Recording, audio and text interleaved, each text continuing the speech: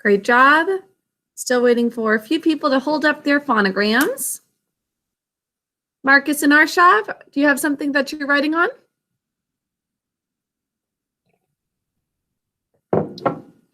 Okay, hold it up as soon as you're done with each phonogram.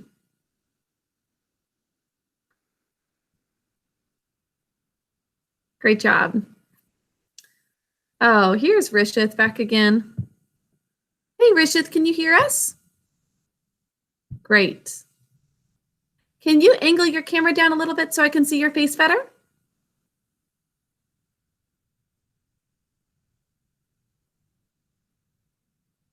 Thank you. That's better. Okay, next up, boys and girls, let's write J, three-letter J, used after a single vowel, which says a, I, a. J, three-letter J. Like judge.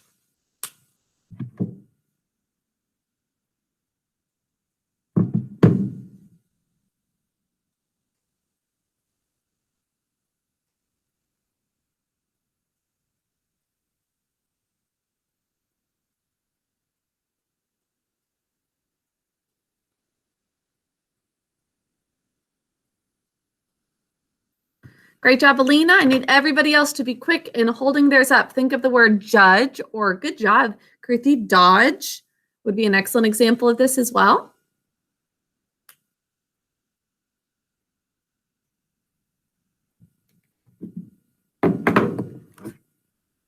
Should look like this. Great job if you got that right. Boys and girls, always try your best and write what you think it is. If you're not sure, just try your best and then we'll make corrections later if needed. Marcus, I need to see you writing, bud. Next, let's do ch, three-letter ch, used after a single vowel, which says a, I, a. Like hutch.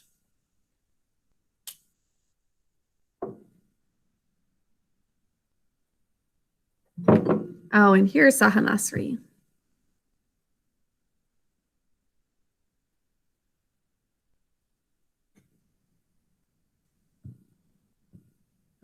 Good morning, sweetheart. Good morning. Sweetie, you're fairly late again. Can you maybe ask your parents about setting an alarm to make sure that you join on time each day? Okay. I don't want you to have to miss anything. Okay. Okay. Well, good to have you. We're starting with some phonograms. So do you take out your whiteboard and marker? Excellent job, Kruti and Alina and Aryansh. I see all of them with the phonogram ch, three-letter ch, used after a single vowel, which says a, I, a. Great job. Marcus, I still haven't been seeing you hold yours up. I need you to do it after each time. Hold it a little closer. I can't see that. Do you see how your classmates are holding it so that we can all see each other's? Right up to the camera. Okay, if you've got a whiteboard, that works best. Next up, please write to the phonogram. Two-letter two-letter. I love that Samhita is sounding it out as she writes. That is so, so helpful. I see Emma and Kruti doing that too.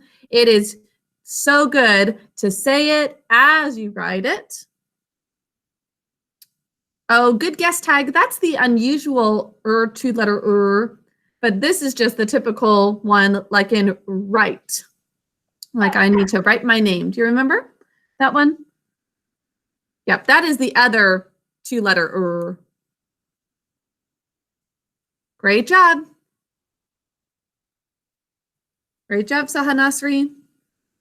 Arshad, make sure that you're holding it up after every time. Thank you. Last one for today is G, two-letter G, always followed by a vowel. G, two-letter G, always followed by a vowel.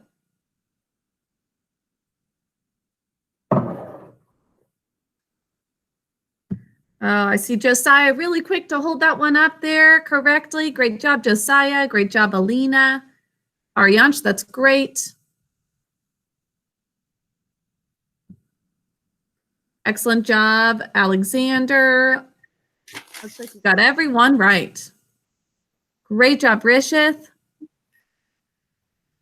And Samhita, Sahanasri.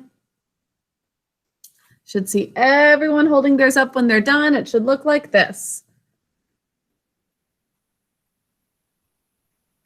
Okay, that's all for some phonograms today. Great job, Sahanasri.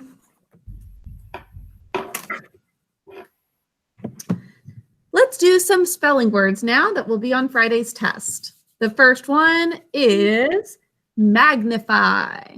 Please write magnify.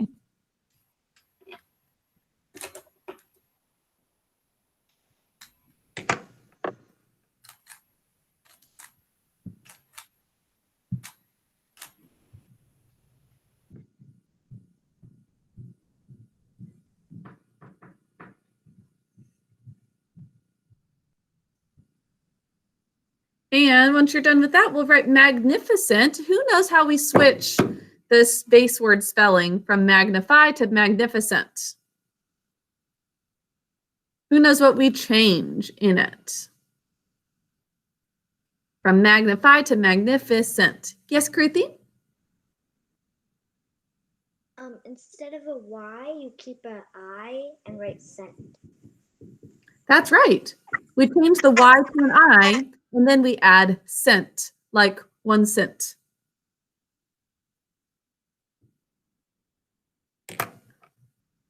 Magnify, magnificent. Hold it up as soon as you're done with those two, boys and girls. Marcus, gotta wake up if you need to do some jumping jacks to make sure that your brain's active. Also, it helps us sit up straight, boys and girls. I love seeing Samhita in a good position or for writing. Dikshita's in an excellent position for writing. Arshav as well. That helps us to wake up. Have excellent handwriting as well. Yeah, Marcus, maybe the Macarena will wake you up. That's a good idea.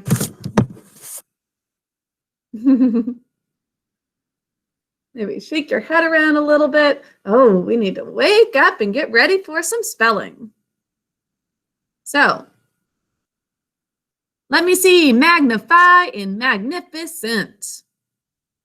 Great job, Alina, Aryansh, Samhita, Sahanasri, Harika. Great job, Rishith. Great job, Kruti.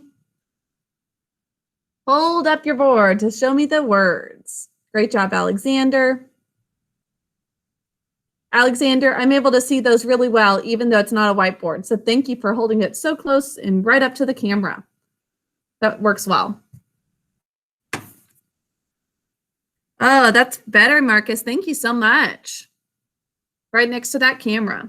Okay, next one. Let's write mystery. Mystery. Dikshita, please keep writing in print, okay? Some people are writing in cursive for the second time. If they are quick with their work, they'll write it in both print and cursive. But if you're going to write it just once, write it in print. Mystery. What's that mystery in the first syllable of this word, Samhita? Do you know what's kind of a mystery about it? The Y. Yes, it's a I-E for that I sound. Usually a Y acts like a vowel at the end of a word. So this one's a little bit unusual. Just like a mystery, the word is a mystery. Yeah, mystery is a mystery. That was also the case with him, if you remember that, like himmin. So there's mystery. Hold it up when you're done. The only vowel that makes the I sound is a Y, both at the beginning and end. Great job, Marcus. Great job, Sahanasri. Mystery. Okay, we're going to do a bunch of other mystery words. Who remembers the plural of mystery? Like if Sherlock Holmes has more than one to solve, what do we call it, Rishith? Mysteries. Good. How do we change the spelling? Do you remember how we changed the spelling of the base word, Kruthi? By changing the Y to Good. We change the Y to I. We'll keep going. IE. Yes, we'll use the EIP for Phonograms. Mysteries. Please write mysteries.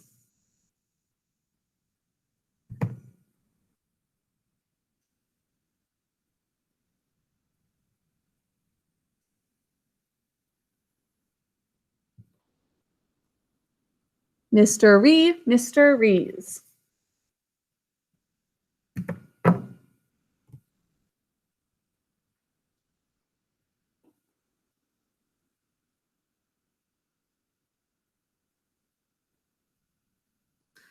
Okay, and finally, how do we turn it into an adjective?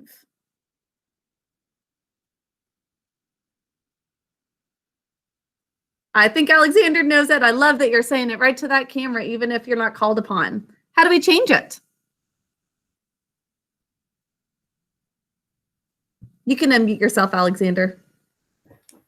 Mysterious. Yeah, mysterious.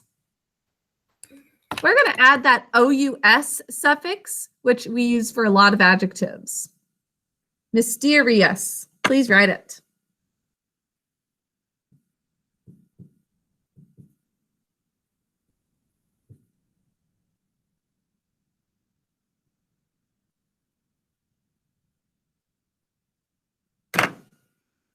Great job, everybody. So far, everybody I see who's holding it up is correct, other than, one little switch for you, Alexander. We're going to still keep, for that first syllable, a y, I, e. That doesn't change. Even though we pronounce it a little bit differently, this whole part is the same as mysteries. And then we add OUS. Okay, Arshad, make sure you're holding it up after each word. Every single time you write a word, hold it up. Great job, Sahanasri. Okay, one more for practice today. Mosquito. Please write mosquito. Remember how we think to spell this one? Dikshita?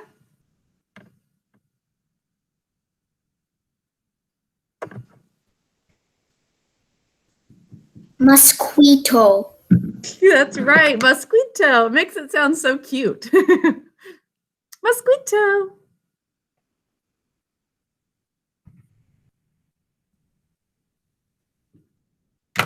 Mosquito. Great job remembering. The end is just O in an open syllable saying its name. Don't use O, the O of toe for that one. Mosquito. Just O. Arshab, I'm still not seeing you hold up your board. Please make sure you're doing it after every single word. Great job. And in the future, don't erase each one. I want you to keep it on your board so I'm seeing the whole list, okay? Thank you. That's all for review today. You can erase your board now. Give yourself a big pat on the back, especially if you got all of the words right in review today. You are feeling ready for mastery test. Yes, Samhita? If not, feel free to keep reviewing your words after class.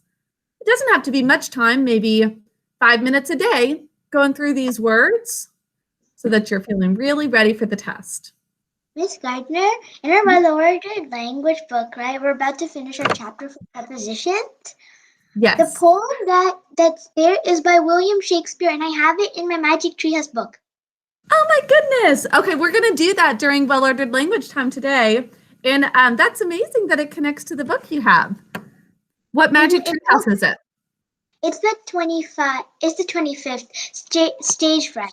It's like stage fright on a summer night.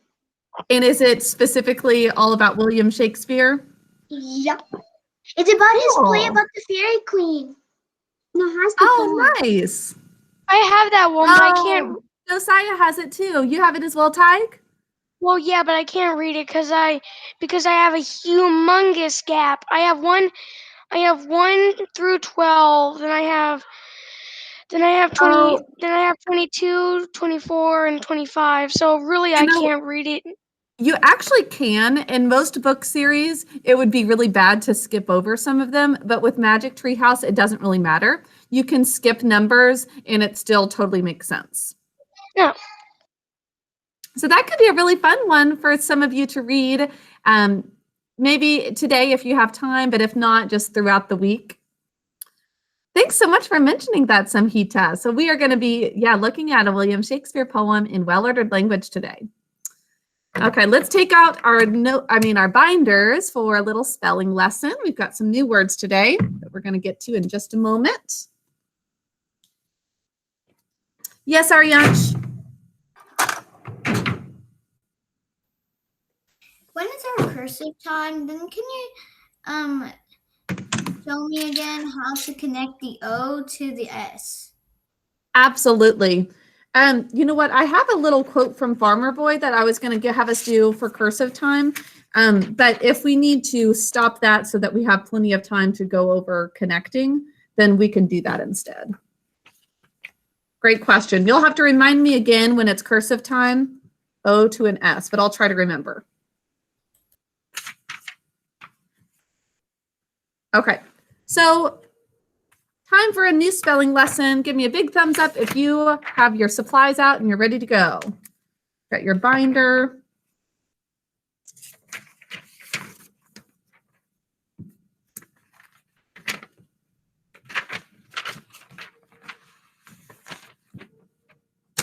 I see Krithi's ready. I love that you're holding it right up to the camera so I can see.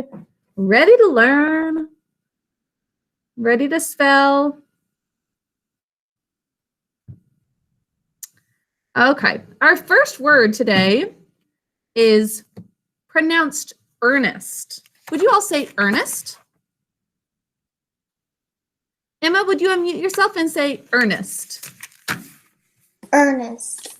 Good. Has anybody ever heard this word before? Let me give it to you in a sentence. Something like, she was very earnest in telling her mom that she loved them dinner. Have you heard of it in that kind of context before? Ty, do you have a guess as to what it might mean? I've heard honest. I think it means the same as honest. Yeah, it means something very similar to honest. And when you said that, I was thinking of the author Ernest Hemingway. Oh, very nice thought. Now, this word sounds exactly like Earnest, the name. There's actually a famous play called The Importance of Being Earnest, and it has a lot of funny wordplay between the meaning of earnest, like honesty, and then the name Ernest. But it actually is like a lot of confusion where somebody says they're one person, but it's actually this other person, and there's a lot of kind of mixed identities. So earnest means kind of like honest. So it shows that you're sincere, like, oh, I really mean this. Now, we think to spell this word ear nest. That's a fun thing to spell. Picture, oh, I earnestly have a nest in my ear. The doctor doesn't believe you, but it's there. Ear nest. So we're going to think to spell that because we have the of early in that first syllable. And I think it's helpful to think of that ear nest. Okay, would you all sound out ear nest with me?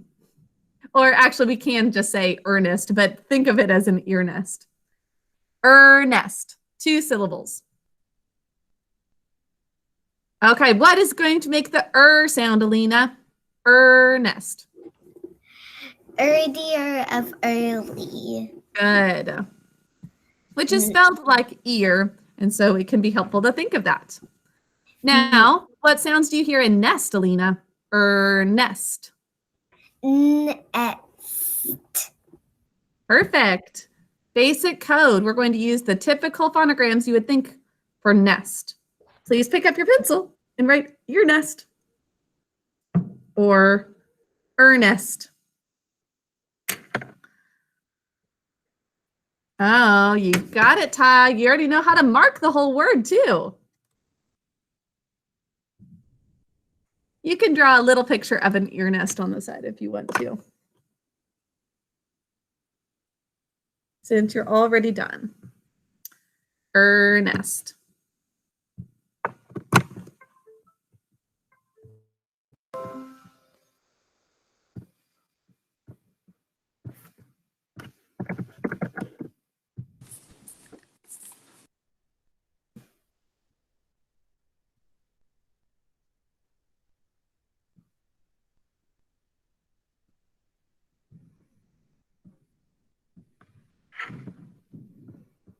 Okay, give me a big thumbs up if you're done writing Earnest.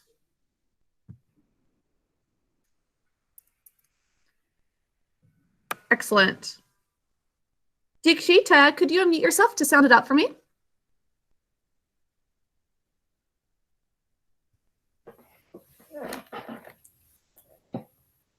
Ear nest. Good. Ear, which is really just that earlier of early. N-S-T. Earnest. Boys and girls, check that your spelling matches mine. And Josiah, could you tell me the markings in the word?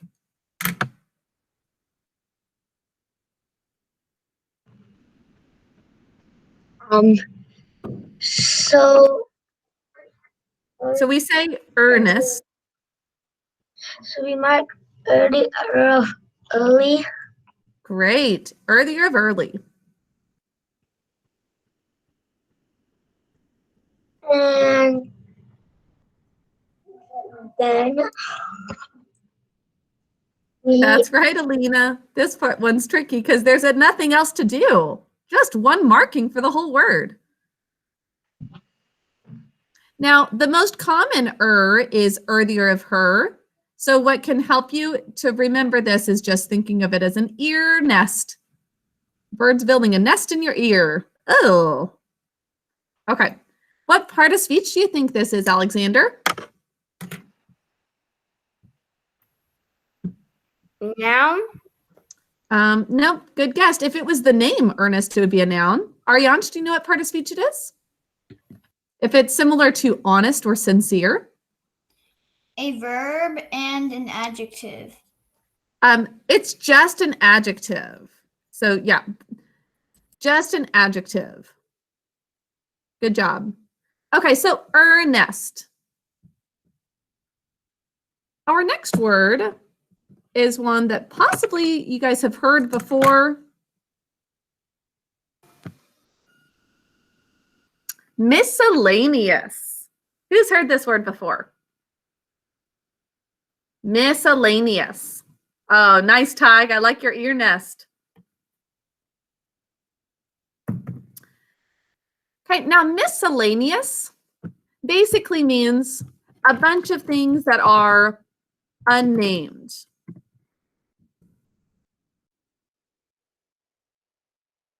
Okay, like there might be just miscellaneous people at a party. It's just a bunch of kind of random people. Or you might have sometimes, I know you guys don't have backpacks that you carry to school anymore. So that maybe in your desk at home, at the bottom of a drawer, you might have some miscellaneous objects, like some random pencils and erasers and a stray index card that kind of fell down. You know, miscellaneous. Maybe you even have a drawer in your house that's like a junk drawer. Maybe in the kitchen with a bunch of random things like a lighter and or like matches for candles and a flashlight, just random miscellaneous objects. Miscellaneous means it's just kind of random, not very much like organized. Can you all say miscellaneous with me? Miscellaneous. Ty, can you say it for us? Okay. Miscellaneous. Perfect. And did you have something to say with that too? Yes. I used to have a junk drawer which had I don't know, toy soldiers and stuff in it. And then my mom told me to get it organized. Good. And now it's not a junk drawer. Hmm. I Well, liked it being a junk drawer. yeah. Maybe when you're older, you can have your junk drawer in your home. Or you could call it, if you want to be a little fancier, a miscellaneous drawer.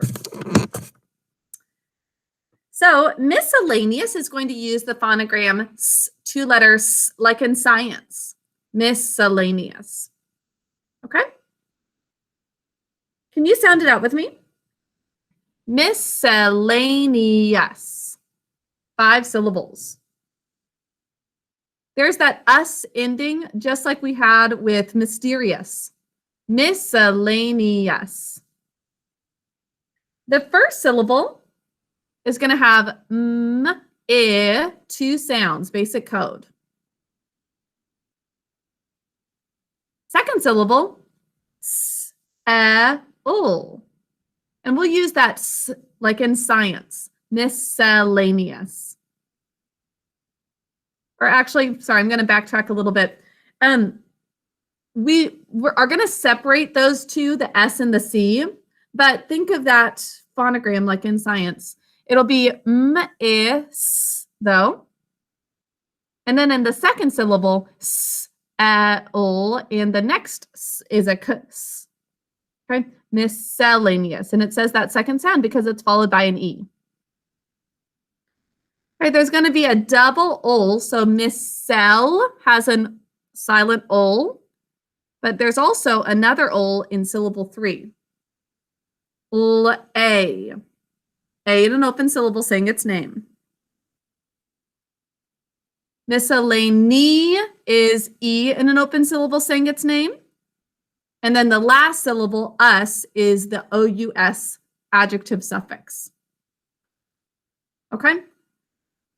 Put your fingers under your chin to sound this out with me. Miscellaneous.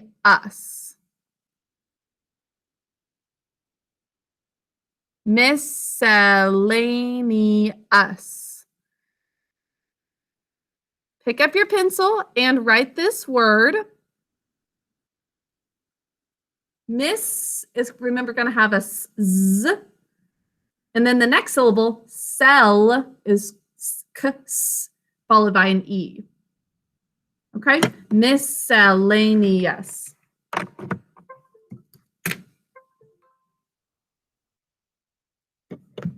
Try your best. I know that's quite a bit to remember. If you make a mistake, it's okay, but I want you to write what you hear.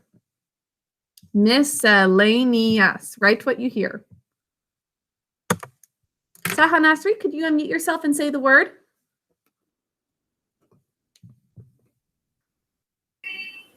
Miscellaneous. Good job.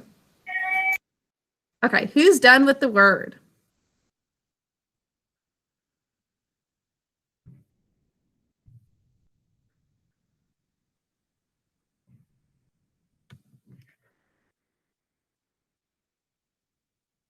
Okay. Show me the word, please, boys and girls. I want to see how everybody did on this one before we even go over the spelling. Show me miscellaneous.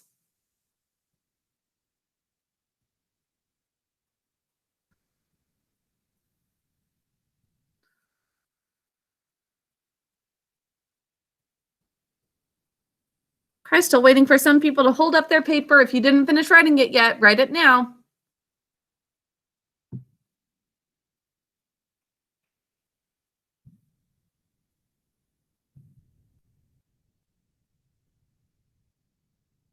Okay, Marcus, let me know when you're finished. Rishith, let me know when you're finished. Arshab, could you hold your word up, please? Okay, boys and girls, it looks like quite a few of you were not attempting to write the word. Even if it's a tough one, it is so good for you to try your best. Oh, Marcus, you shouldn't be writing on an index card. Where's your binder? This should be in your binder. It's so good for you to try your very best. And then we'll make corrections if we need to later. Okay, so miscellaneous.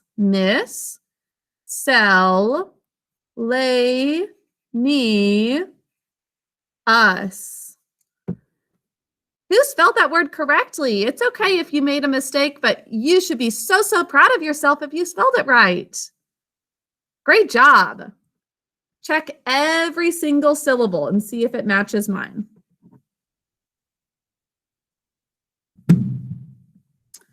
Okay, let's go through the markings. Great job, Rishith. Kruthi, could you help me mark the word?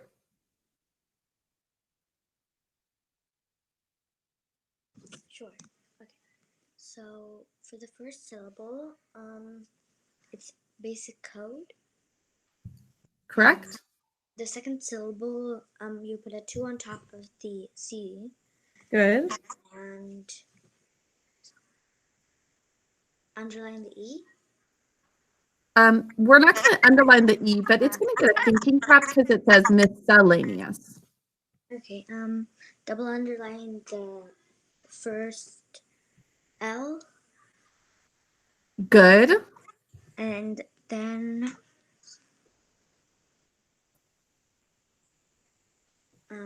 put a thinking cap on A. Miscellaneous. It's actually saying its name, so we'll underline it. And then underline the OU. Good. Underline the OU. And which sound is it saying? Miscellaneous. Ow. O. U. Fourth syllable. The fourth sound. Great. Okay. And then for one more, we'll underline the E saying its name. Miscellaneous is an adjective. That OUS, when you hear that, it should, or when you hear the sound us, you should think of this spelling pattern, and it's an adjective. Okay. Thank you so much, Kruthi. Miscellaneous, that's a really tough one, but excellent job if you spelled it correctly. I'd say the main thing to keep in mind is that SC pattern, miscellaneous, and make sure you have that double L. The rest of it should be pretty simple, even though it's a long syllable word. Okay.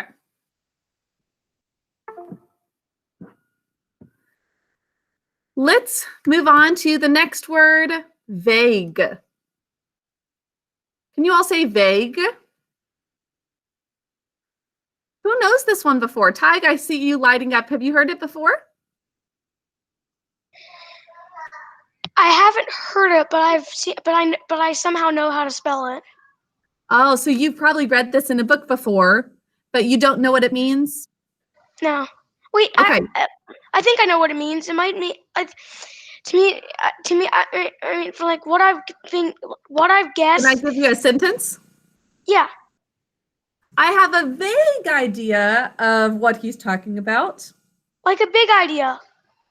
Oh, Like very good guess. It's not a big idea. It's like kind of general, like not specific, but I kind of understand. Does that make sense? Uh-huh.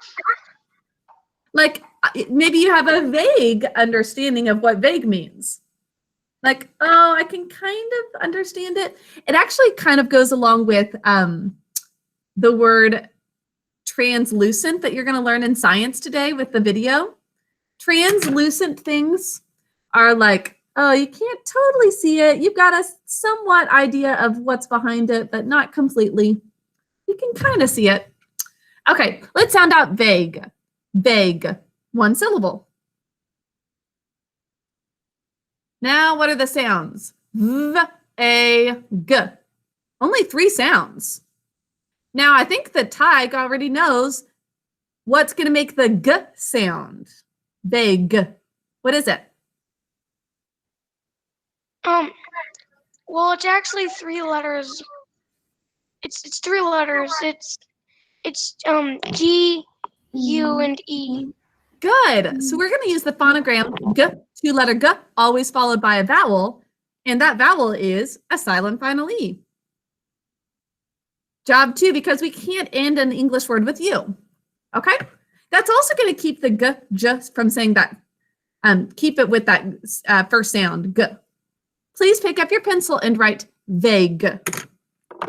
Vague.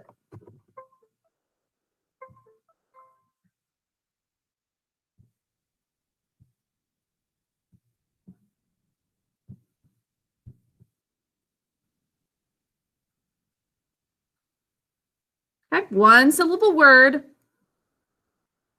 Make sure you use the g, 2-letter g phonogram though.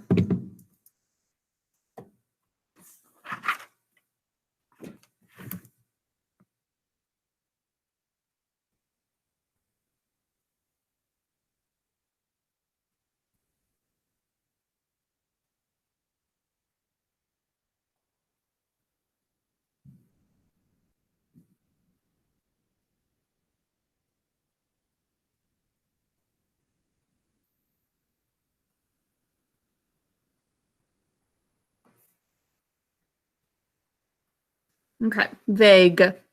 Vague. Silent final E. Ariansh, could you mark the word for us?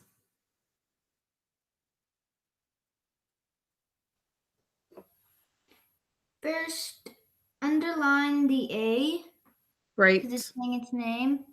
Mm-hmm. Underline G, 2-letter G. Good. I'm actually going to cross this out and rewrite it because I think mine are so close together that you can't see it very well. The egg. Okay, so underline A. Underline G, 2-letter G.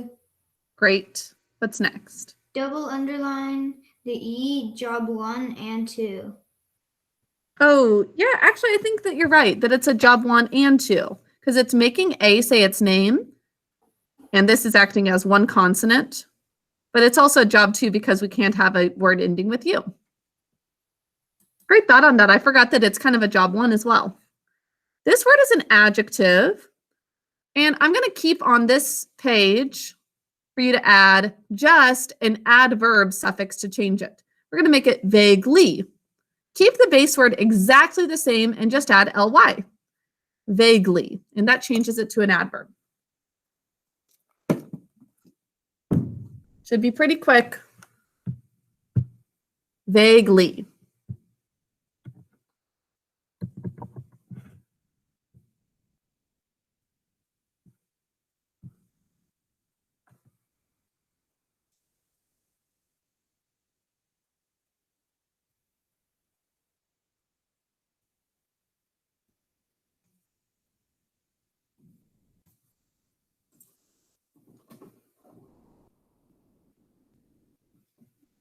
Okay, so vague, syllable break, O-E, vaguely. The first markings are the same. The only thing new is to put a 3 on top of the yet, it, I, E, since it says its third sound. Vaguely. And now, what part of speech is it? Adverb, because of that ly suffix. Alexander, can you come down? Thank you.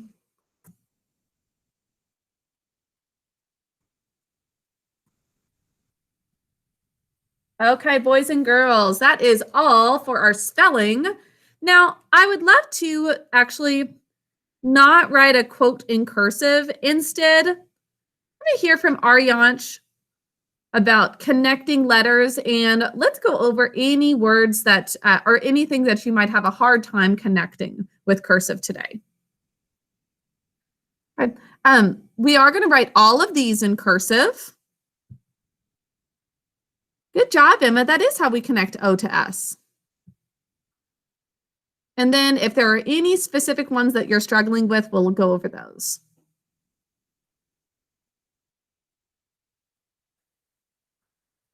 Okay, here's Earnest.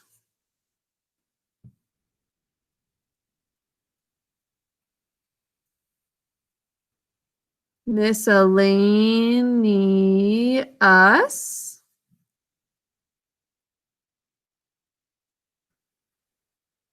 vague, and vaguely.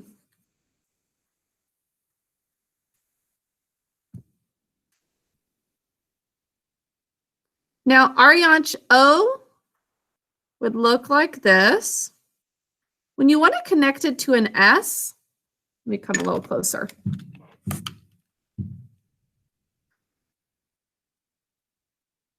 We'll start kind of dropping out and down, making that sort of teardrop shape, and then do the little loop there to come out. It's like if we wanted to write the word toss. That's what it would look like.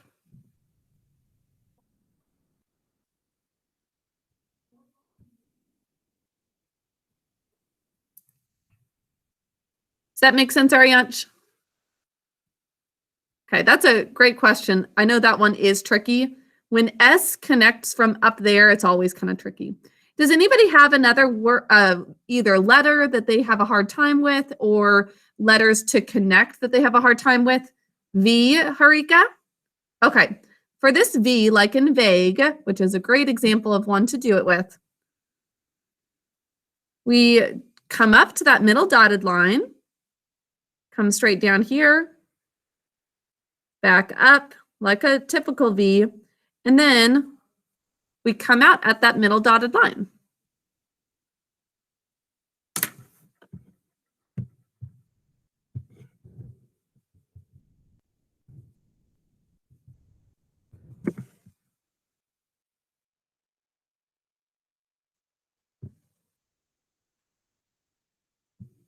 Any other letters that you're having a hard time with, Rishith?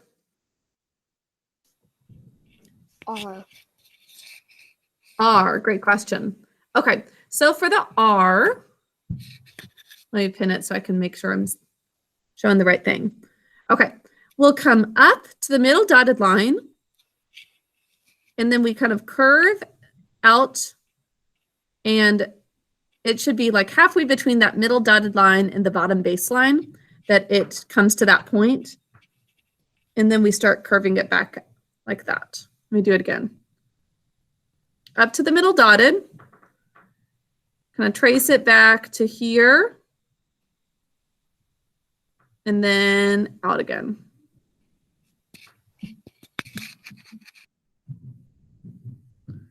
Does that make sense, Rishith, or do you want me to slow it down again? Makes sense. Okay, good. Kruthi. The capital G. Capital G, great question. That's a tough one. Okay, capital G kind of looks like the R, but bigger.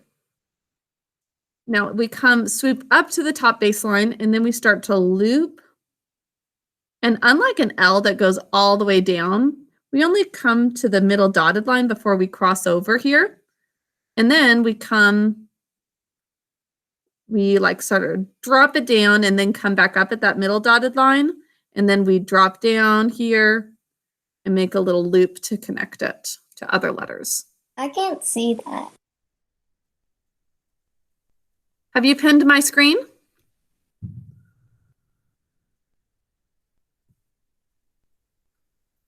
Okay. You should be able to see it if you can pin my screen. It looks like it's in line. Maybe it's just taking a while for your internet to connect and show the new screen.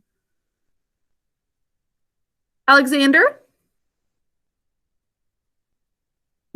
It's not that I have trouble with this. I just forgot how to do Z. Yeah, Just great question. Z. Okay, so for Z, lowercase or capital? Just lowercase. Just lowercase. Okay. It's going to look like this.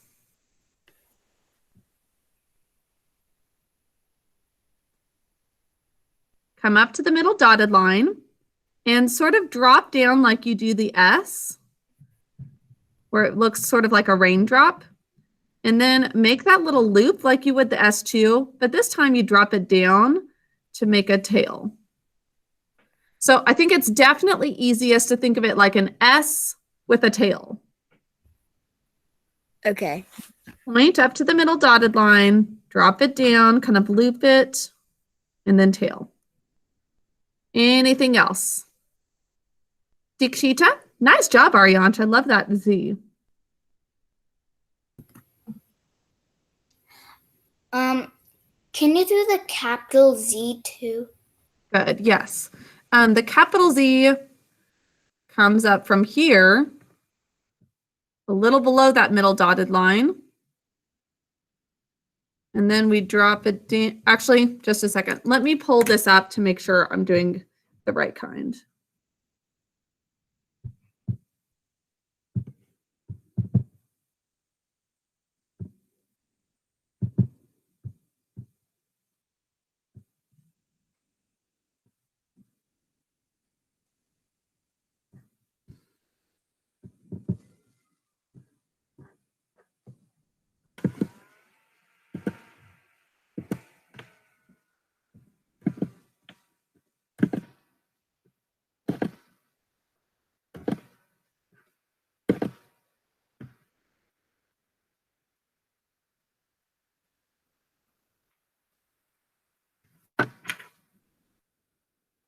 You know what? I'll get back to you on the capital Z because I was pulling up the cursive packet and it has the old version of the Z. Looks like Alexander has it though. Yeah, the one that I'm seeing in the cursive packet is a curve at the top, which is the way I learned that one too. Like that. But I'll have to get back to you on whether that is completely correct. I don't have that paper in front of me, unfortunately, that has the newest cursive ones. Okay, I think that I'll hear just from one more person, Alina. Capital A. Capital A. Capital A looks very similar to lowercase a. It's just going to take up both of these spaces. So it looks like that. Oh, okay.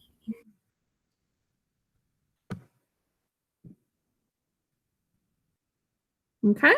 Nice job, Ariansh. Okay, so that is the right way. Okay, look at Ariansh's. It's going to look just like this.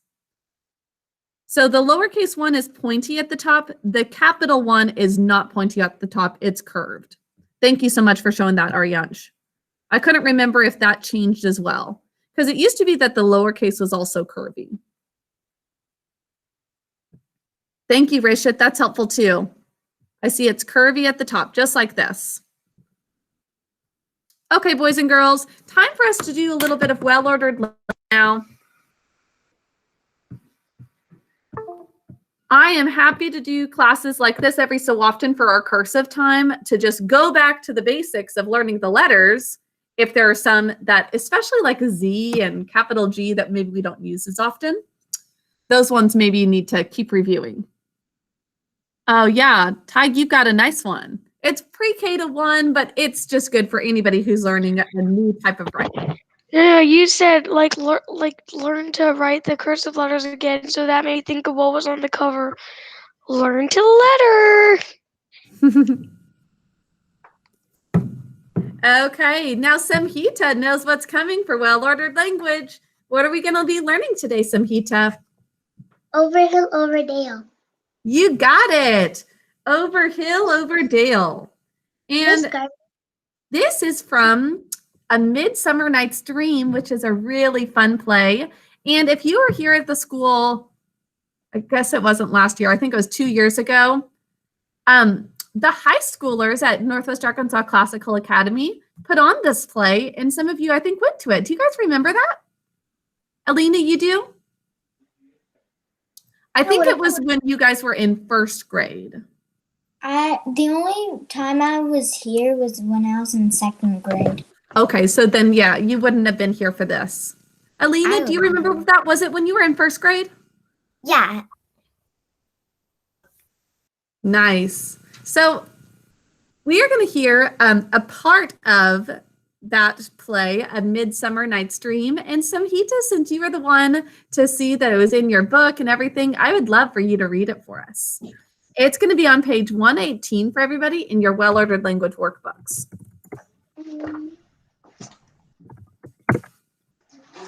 knows who William Shakespeare is? William Shakespeare wrote a lot of plays, and he was one of the best poem writers of his time. Yes, and he's still considered one of the best poets. He wrote a lot of poems, but like some people said, a lot of plays as well. He had some comedies, like this is a very funny play. And then he wrote some tragedies, or what they're called. And so like Romeo and Juliet is a tragedy, or Hamlet, or Macbeth. Probably some of you have heard of some of those before. This is from one of his comedies that's really funny. And this is a portion of it. At the top, it says, elves, dwarves, and fairies are delightful imaginary creatures of the forest.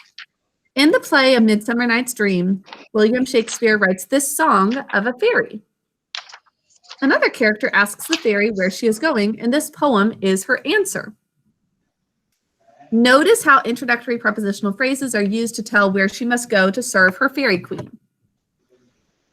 So what is this poem talking about? It's talking about where this fairy is going to serve her queen. I actually know the whole entire play. I know the whole entire play. Have you, so you know the story and everything?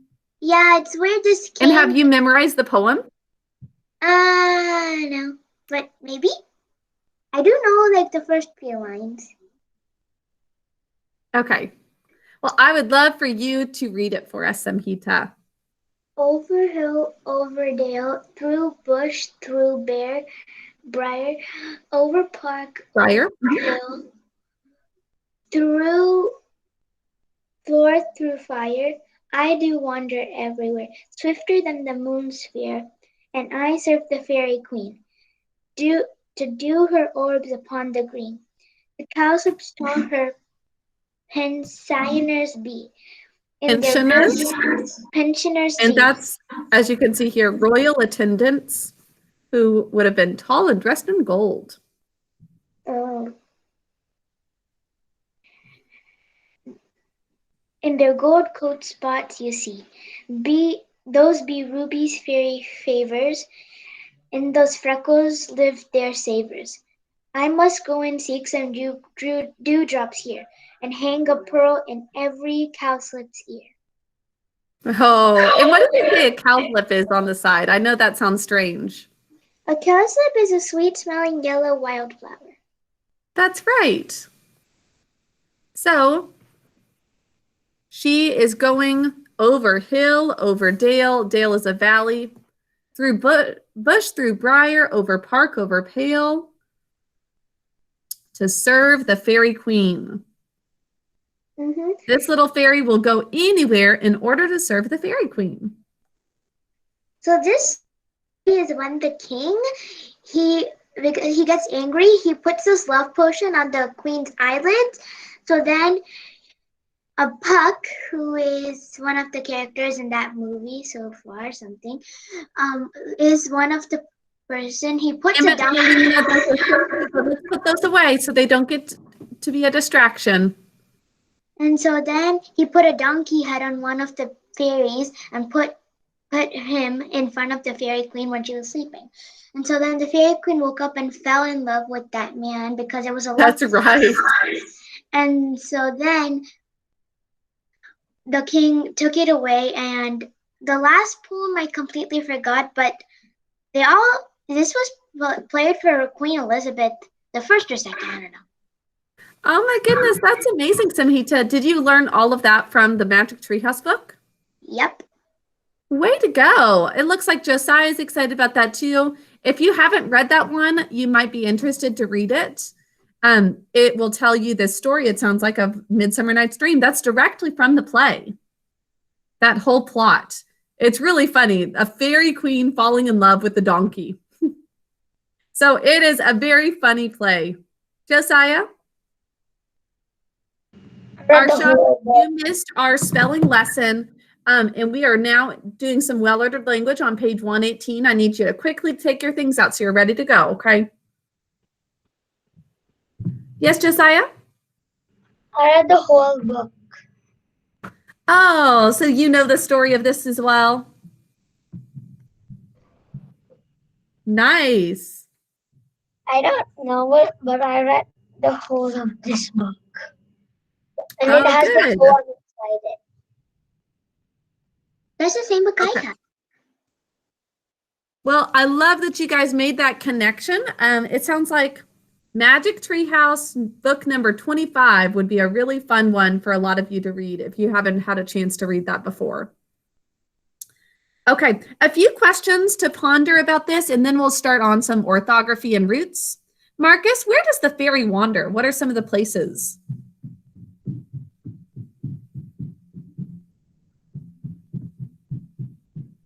These are questions on page 119, and then the poem is over here on page 118. And again, Where does the fairy wander? oh wait, I forgot to grab it out. My bad, I'm sorry.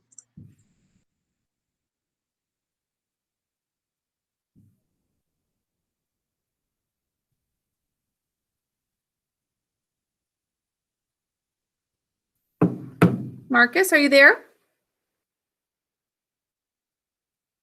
Can you just tell us some of the places that the fairy wanders?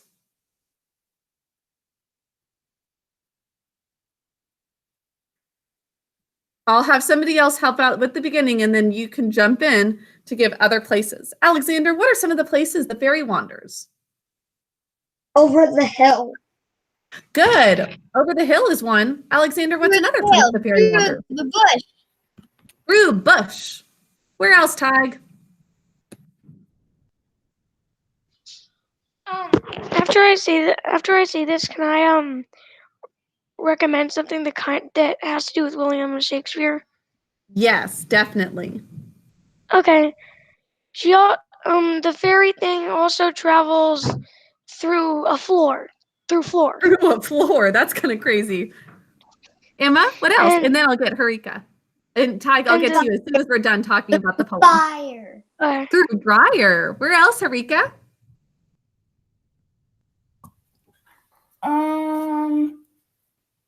Through a barrier. Through Briar, which over here says a tangle of prickly plants. So through fire, through Briar. Wow. The fairy will do anything. So that is a little poem from William Shakespeare. Once again, this is part of a larger play. And then the whole play is written sort of like poetry.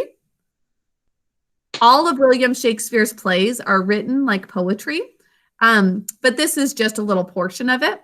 Tig, I'd love to hear your suggestion of another William Shakespeare thing that people might be interested in. And boys and girls, you can also start now taking out 2 index cards and your orthography notebook.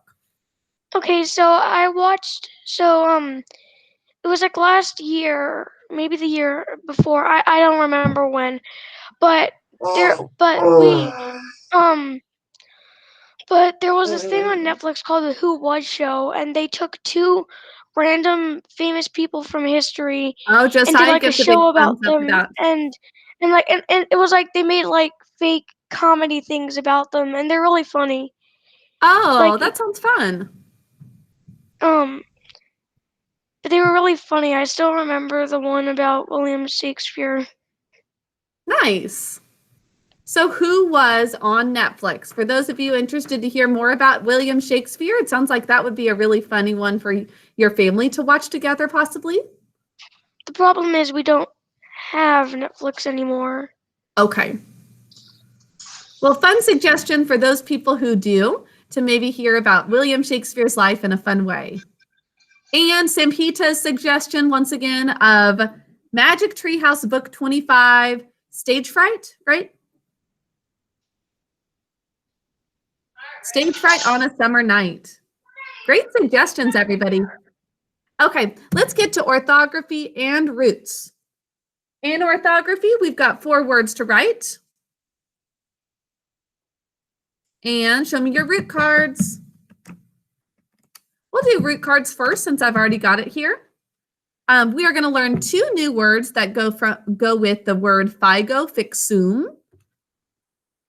Can somebody think of what we call it when we add something to the beginning of a word to kind of hang on and attach? What do we call it when we put something at the beginning of a word?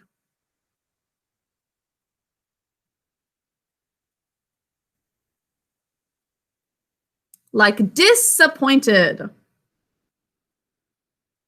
What do we call that when we add something to the beginning of a word? Aryansh, you got it. What is it? Prefix. You got it. Yeah, prefix. That's our first derivative today, prefix. Now, prefix comes from two different Latin words. Pre is a word we learned recently, which means before. And fix comes from that figo fixum that we're learning this week, which means to attach. So it's basically attaching before. Prefix. Can you all say prefix? Good, Sahanasri. Prefix. The meaning of prefix is a letter or syllable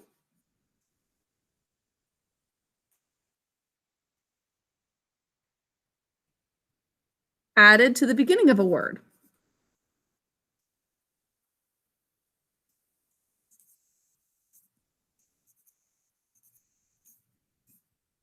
I'm going to underline beginning since that's the difference between prefix and the next word we're going to learn.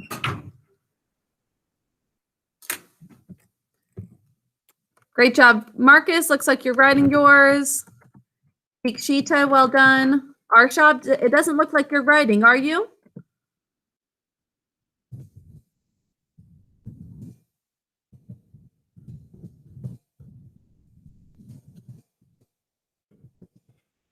Oops, of not just word, a word.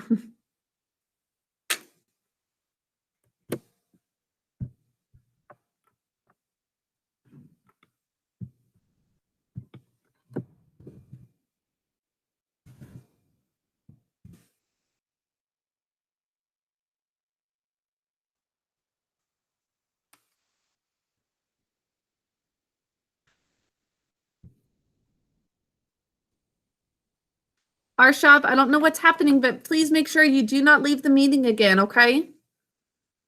Thank you.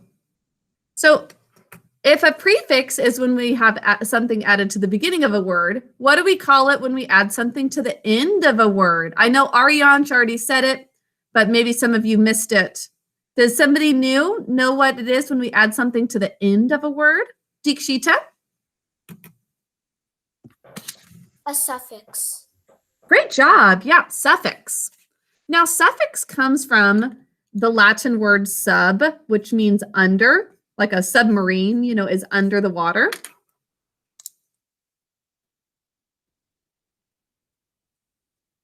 So a suffix is at the end of a word.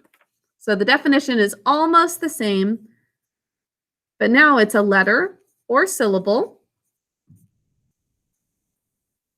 added to the end of a word.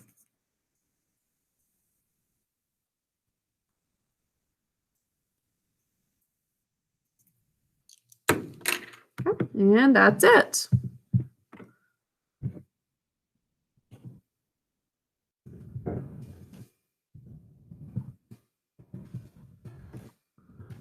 Hold up your two cards as soon as you're done, please, boys and girls. We've got prefix and suffix are the two words today. Hold up your cards as soon as you are finished.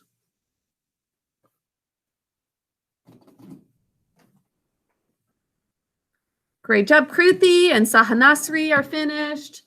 Oh, Alexander, I love your little binder for the cards. I don't think I've ever seen that before. That's really handy. Hold up your cards. You should have prefix and suffix written on your index cards. Hold them up to the camera. Thank you for all of you who've done that already. Sahanasri, you're doing great. Once you're done, you can take out your orthography notebook. We're going to take just a couple moments to write down the words from today's lesson. Great job, Samhita. Great job, Alina.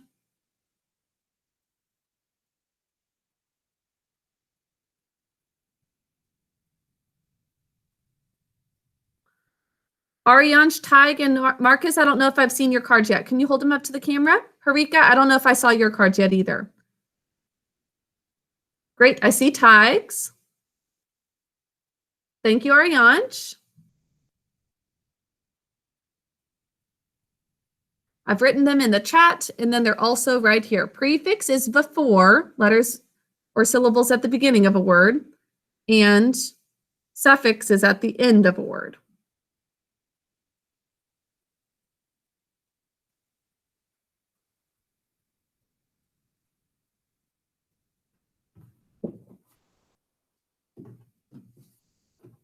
Okay. You should be done with that now. Boys and girls, if you aren't able to finish in the time that we do these, it probably means that you're not getting your supplies out when you need to. So make sure that you've got a good organization of all the supplies right by you. And as soon as I take out a supply, like right now, I'm taking out my orthography notebook. I want you to also take out your orthography notebook, okay? So as soon as I'm doing something, generally you're doing the same thing at the same time. Today, we're going to be writing words on page 57. And today's lesson is 78.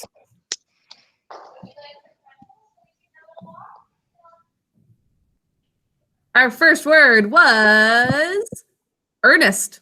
Or what do we think to spell? Ear nest. Everyone, please write ear nest.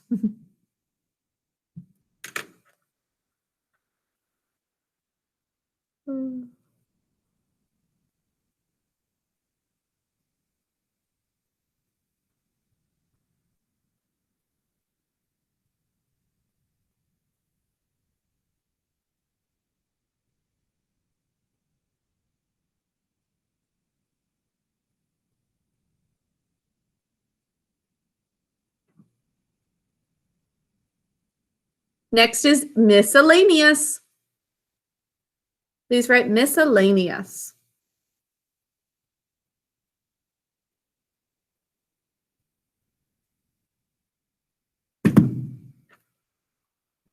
Oh, I see. Tig, is that showing miscellaneous? That's my pantry. Oh, nice. Miscellaneous.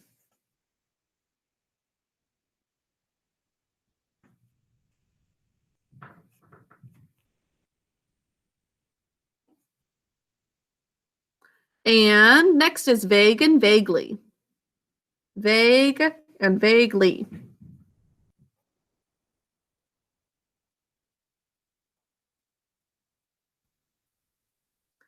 Hold up your paper as soon as you're done with all of these words, please.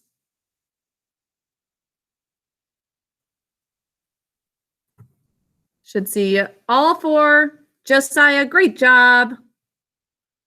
You're rocking this today, staying really on top of our work. Rishith, you're doing amazing. Deekshita, well done. You are doing really well at keeping up and making sure that you're doing excellent work. Other than, sorry, sweetheart, I see that you are using maybe a red pen. Is that right? Okay. I need you to always, always, always write in pencil in orthography notebook. Okay? We don't ever need a red pen in class. So just make sure that we're using a pencil. Great job, Alina. Great job, Emma. Make sure that you also make your markings match what I have, okay? I see some of you wrote the words, but you did not mark them. Please check that your markings match mine. And once you're done, you can just put your things away, take out your notebook. We'll not do any sorting in the notebook today. We'll just jump into math.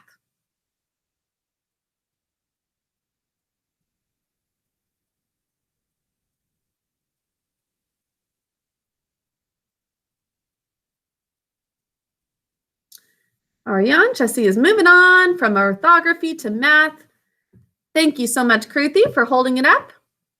I'm going to move on. If for whatever reason you didn't get everything written down, I do always post the class to YouTube. And so you could go to that YouTube page and find the class's video and skip ahead to the spot where we did spelling. So if that's ever the case, you still have access to do that work. Great job. Arshad's ready to go with his math workbook. And we're going to use also our math notebook today to do some extra review for the test tomorrow. Take a moment to stretch and move around, get your eyes off the computer.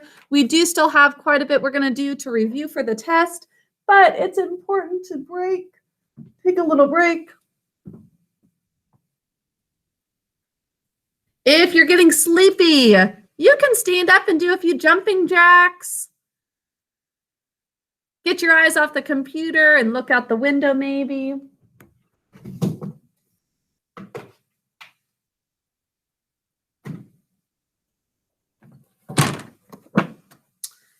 Okay, now, before we do some review, I want to go over just any specific questions you might have had from the homework. Did anybody have questions about the word problems that you did yesterday, pages 17 and 18? Did you feel good about them? Right?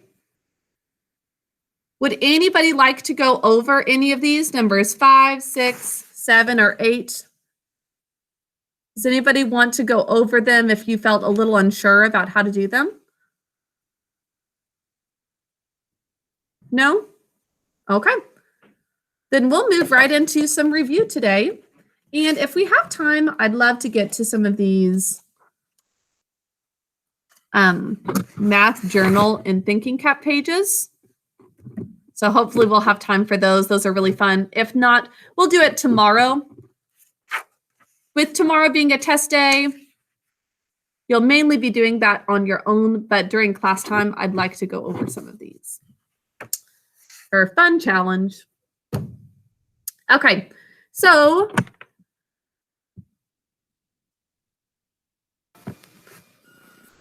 for the test tomorrow on money, do you have to do number bonds?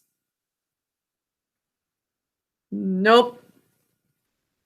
If you want to stack your numbers every time to add and subtract, can you? Yes. If you feel most confident in that, you should every single time just line up the place values of the numbers and do it that way. We're going to do quite a few of those problems today to really get some practice of lining up our numbers, cents with cents, dollars with dollars. And we'll do a couple of bar models together as well to get you prepared for the test. Yes, Tyke? Do we have to do bar models on the test? Yes, you will have, I don't remember, I think it's either 1 or 2 bar model problems. Oh, good. So not a lot. It's not the majority of the test. Let me pull up actually exactly how many you'll have.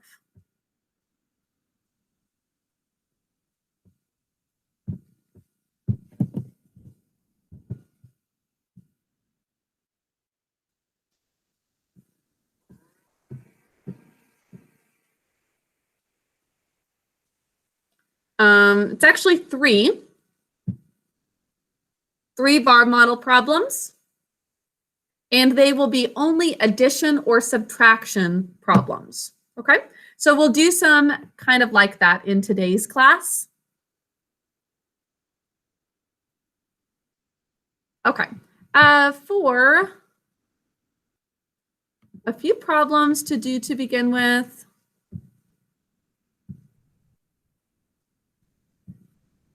Here we go. And I'll have you start with putting a header at the top of your page with your name. Today's date is March 2nd,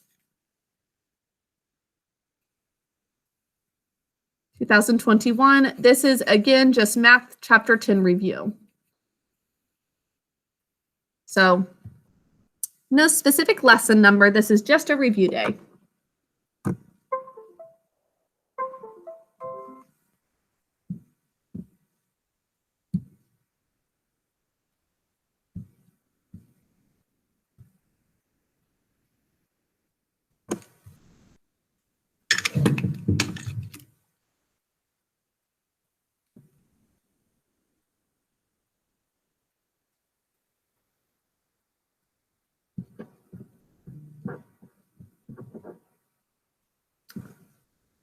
Okay, let's start off with $15.95 plus $7.20. Okay, if you can do this mentally, feel free to do it mentally. We've talked about rounding up 5 cents. But if you feel more confident in stacking your numbers, please do that. Make sure you're lining up correctly.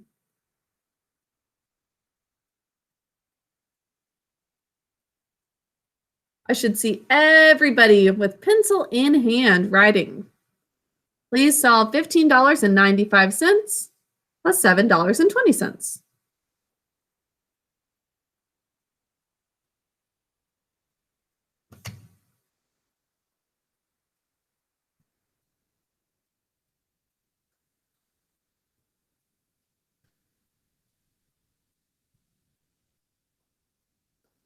Great job, Tig. I see that Tig just stacked his numbers, lining up his place values.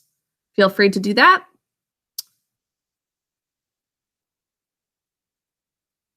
Show me your paper as soon as you're done, please.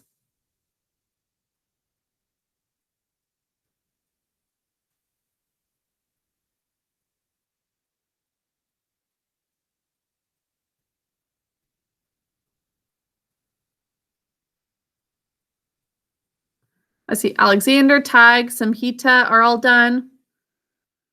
Everybody else, hold up your paper as soon as you're finished.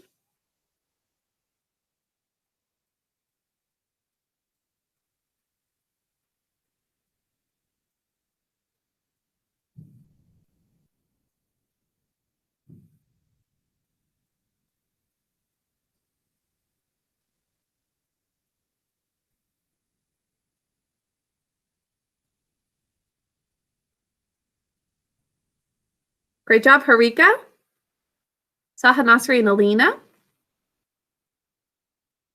So far, I see everybody has been stacking their numbers, just lining up their place values.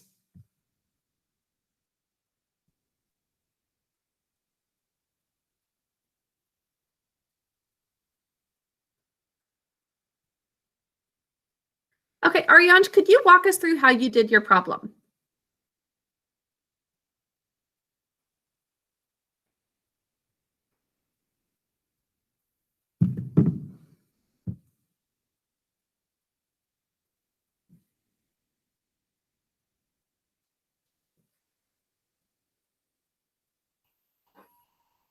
So what I did is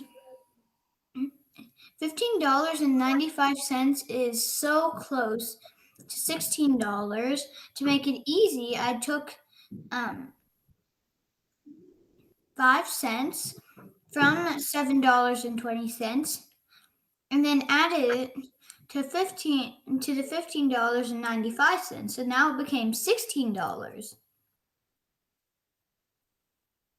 And then it's just a simple math. It's not and then $16 plus $7.15 equals to $23.15. Great job.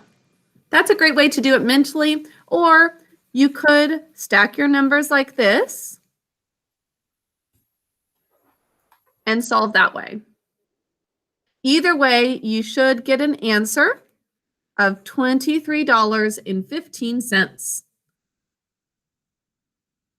Okay, now what if we have a problem like this? Let's do $15.95 again, plus $6.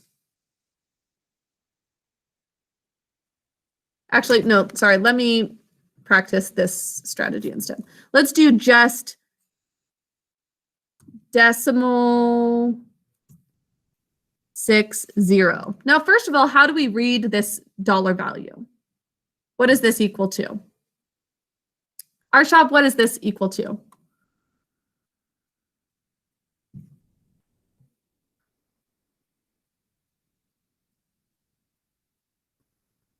Decimal 60. I couldn't hear you. The connection's off. Can you see my paper? Yeah, I can see it, but I couldn't Oh. hear you. Oh, So, sorry, I was not showing the problem correctly either. Yeah. What is the value of this amount? 6 cents. Not 6 cents, but 60 cents. Sorry. correct, 60 cents, because this number right on the right of the decimal is in the tenths place. So 60 cents. Boys and girls, show me how to stack your numbers for that one. Even if you can do this mentally, I want you to have the practice of stacking your numbers correctly. When we have dollars and cents, and then over here, it's just cents. How do we stack our numbers?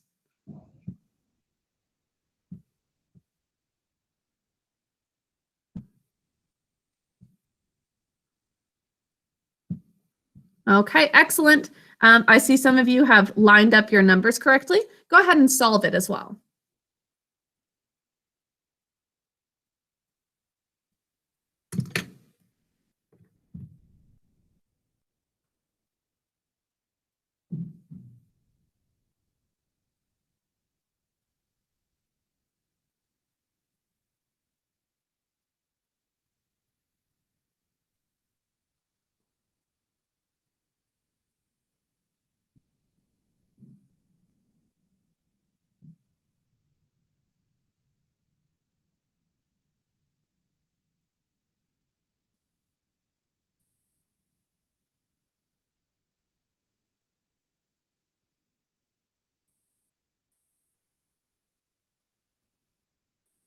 Okay, I'd love for Emma to tell us how she solved this. So 5 plus 0 is 5. Well, let's start with, where does this 60 cents go in this number or below this number? Beneath the 95. Good, beneath the 95. We'll put 60 cents right below the 95 cents. And if it helps you, you could put a 0 there. 5 plus 0 is 5. 9 plus 6 is 15, so you put the 1 at the top of the 5 and 5 on the bottom, and then 5 plus 1 is 6, and nothing's. Yeah, we could just bring down that 1. Or you could think of it as 1 minus 0. Yeah, 1 minus 1 plus nothing's 1. Or plus, yeah, you're right, we're adding. Okay, yeah, 1 plus nothing is 1. Great job, Emma. Okay, boys and girls, let's do one subtraction problem, but we'll do it within actually some bar models. Okay, so let's move on to a kind of bar model that you might see on the test. So I'm going to actually present over to a different screen.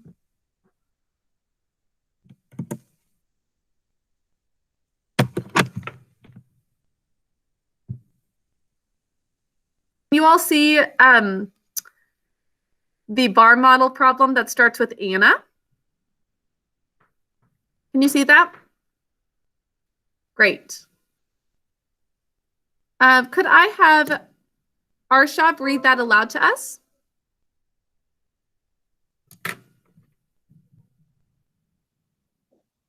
Anna buys a pair of shoes for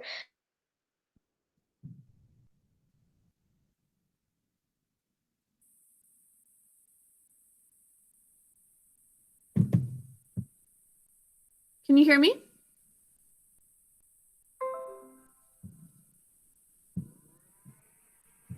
Arshab, can you hear me?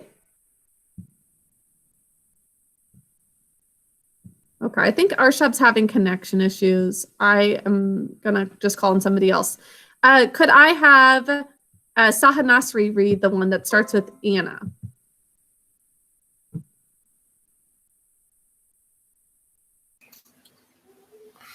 Anna buys a pair of shoes for $60 and a shirt for $45. How much more do the shoes cost than the shirt? Good. Okay, so Saha Nasri, can you picture what's happening? Well, she's buying a pair of shoes for $60 and a shirt for $45. And Yeah, buying shoes for $60, shirt for $45. What are we trying to solve? how much more cost, wait, no, like, the shoes cost than the shirt. I don't see anything in the document for the 30th one. Good. How much more do the shoes cost than the shirt? Now, let's come up with an answer sentence for Saha Nasri. Can you think of one with a space for where the answer will go? The shoes cost blank more dollars than the shoe. Wait, no, the shirt. Good. Do you guys agree that's a good one? Loan estimate. Okay. Yeah, that's going to work well. The shoes cost blank dollars more than the shirt. Now, show me one Yeah, I arm. can see that. If you think this is a part whole bar model, there are two parts of one whole, or show me two arms. If you think this is going to be a comparison model, we've got two things we're comparing here. Is it part whole or comparison? One arm or two? Yeah, it has. Oh, I see everybody. Except it looks like Marcus, Rishit, Samhita. Can you show me one arm or two? Part whole or comparison? We are going to compare. Great job. Tig, what are the two things we're comparing? The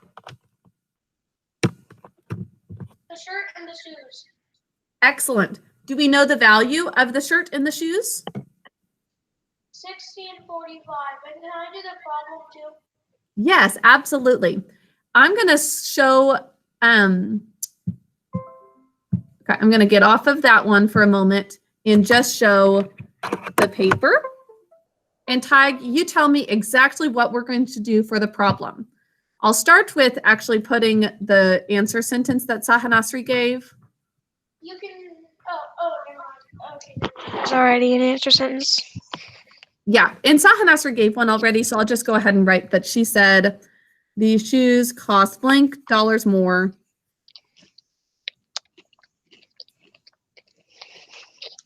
than the shirt. Now, what does the problem look like, though? It looks like a subtraction problem. Okay, first of all, show me how we're going to draw, or tell me how we'll draw the comparison model. Well, the shoes get the bigger bar because they cost more. Good. Shoes are going to get a bigger bar, correct? And the shirt is going to get a smaller bar since it costs less. Good. Now, it's subtraction because the way you find out the difference is by subtracting to get a certain number, and that's your answer. So 60 minus 45.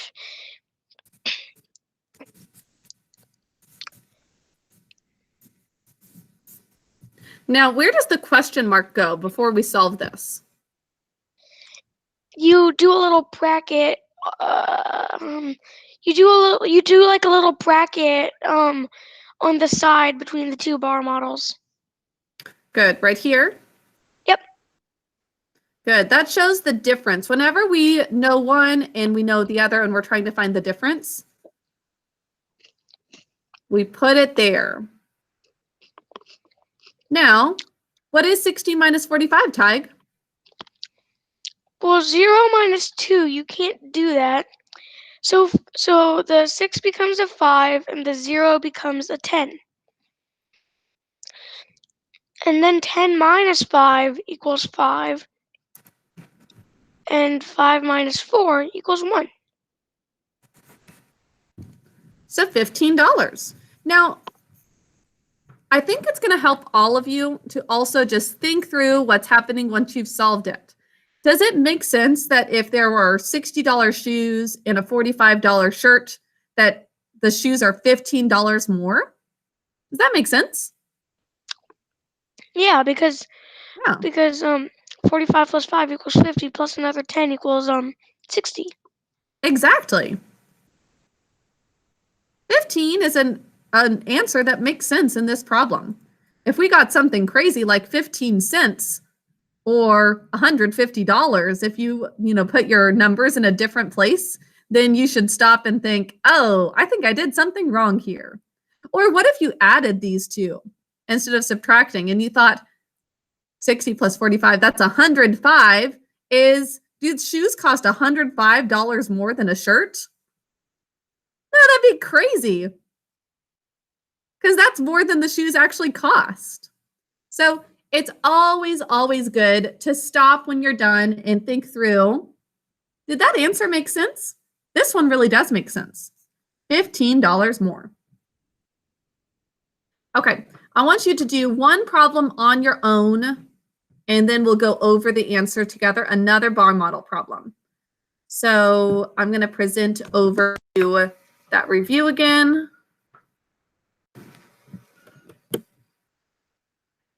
Number 17 here. Sarah buys a pen. You all see this one? Okay. Samhita, could you read it aloud for us? And then I'm going to have you all solve this one on your own, and we'll go over the answer. Sarah buys a pen for $2.89, a pad of paper for $1.99, and an eraser for $0.99. How much does Sarah spend in all? Good. Now, we don't usually have 3 different things, but still, you're going to have just 2 options of either comparing or it's parts of a whole. Please solve this on your own, and then we're going to go over the answer in about 5 minutes. Okay? Need you all to try your very best. Think through what's happening. Imagine that you are getting 3 different school supplies, and you're trying to figure out how much is it all together.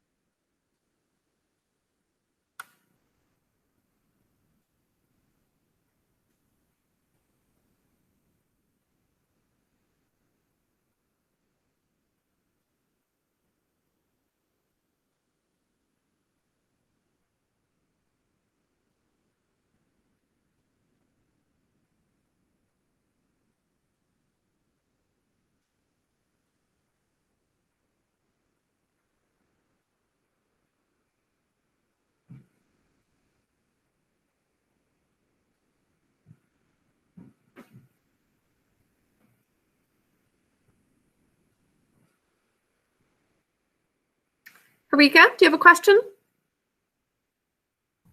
What do you do when you're done?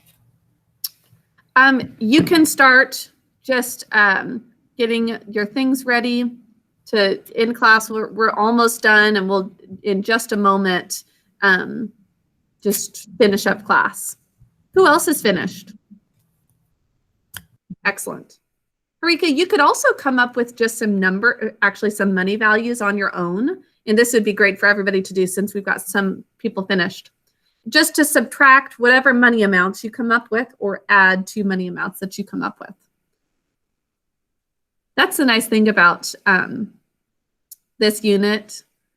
You can kind of come up with your own problems to work with. Please, let's just click that raise hand button when you're finished. And Rishis, did you have a question?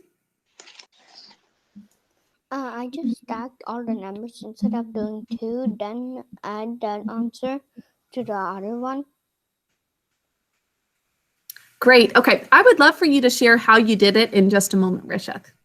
Okay? I want to make sure everybody has a chance to do it on their own first. Arshav and Marcus, are you still working?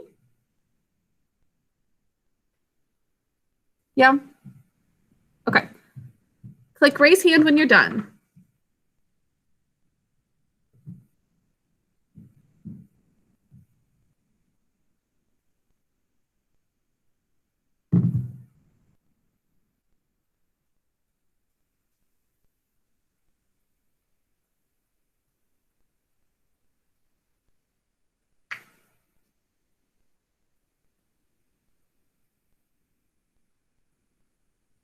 Okay. Could everybody hold theirs up if they're finished? It looks like several more people are finishing up. Hold theirs up. I want to see if you have a comparison or a part whole.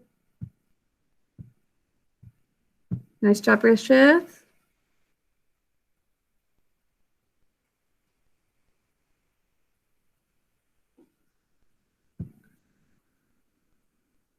Marcus, if you're still working, that's okay. Just keep going. Great job, Samhita.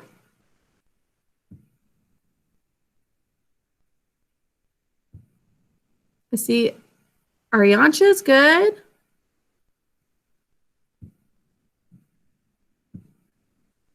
Okay. I would love for Rishith to share how he got his final answer. I'm sorry that some of you are not quite finished yet, but for the sake of time, we'll move on to the answer. Could you hold yours up first of all? Nice. Okay, so why did you choose part whole? Because she had 3 items, and if it was a comparison, it would only use 2 items. Oh, good point. So comparison could have 3 items, but you're right that it should be a part whole because we're not saying one is more than the other. How much more does one cost? We're just saying there are 3 things and we want to know what they all are together. So good job. Can you move on to how you solved it? Yeah, I did 9 plus 9 plus 9. It was 27. So I put the 2 on the 8 and 7 on the bottom. I did 8 plus 9, which was 28. Even when I added 2, it was 28. Then I put the 2 on the top of the other 2 and put the 8 on the bottom. And I did 2 plus 1 plus 0. So it was $5, and also I did $5.87. Who got the same thing?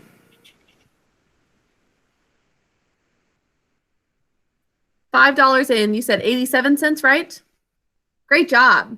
Okay, now there could have been a few different ways that you did this. Rishith stacked all 3 numbers and added all 3 together. That works well.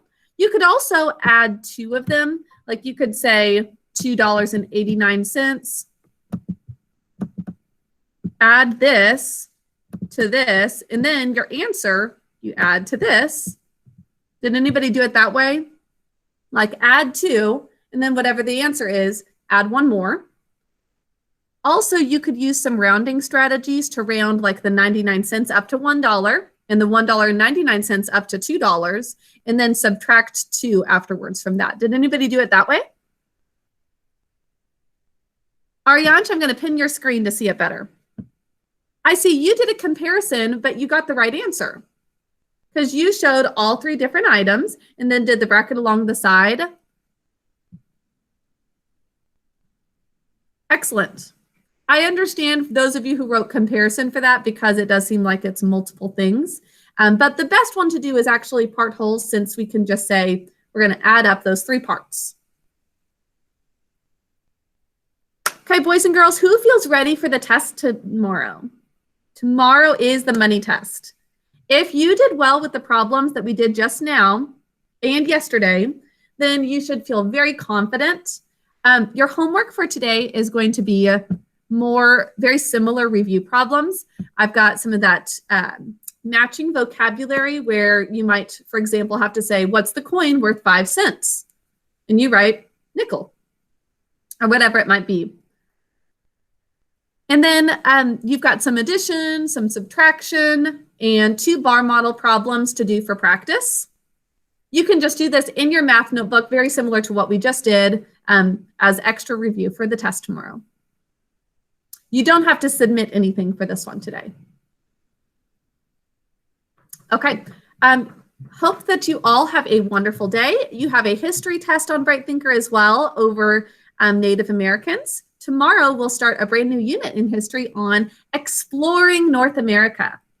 So that'll be a really fun one to get into. And Tig had some good suggestions for that as well, right? You were the one talking about the maps, right? No, there weren't any about that. Oh, I don't remember who was telling me about some good resources for exploration.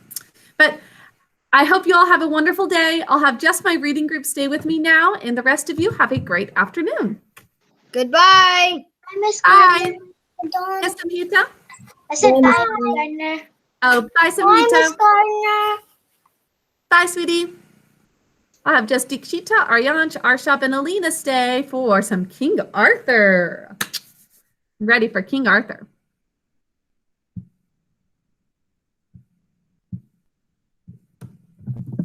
Is it okay if I can finish the index cards?